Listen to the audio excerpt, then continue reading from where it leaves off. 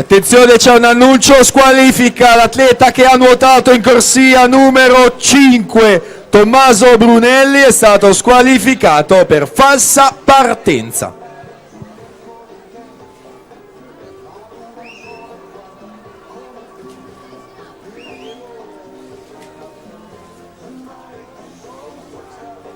E dunque le serie maschili categoria ragazzi abbiamo detto essere 17 complessive, in acqua abbiamo la serie numero 16, dopodiché passeremo ai 100 stile libero assoluti femmine con 14 serie e in conclusione 100 stile libero assoluti maschi con 9 serie.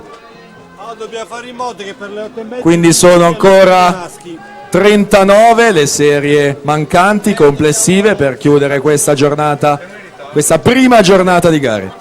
Mattia Scotuzzi intanto 60 e 87 si aggiudica la 16ª.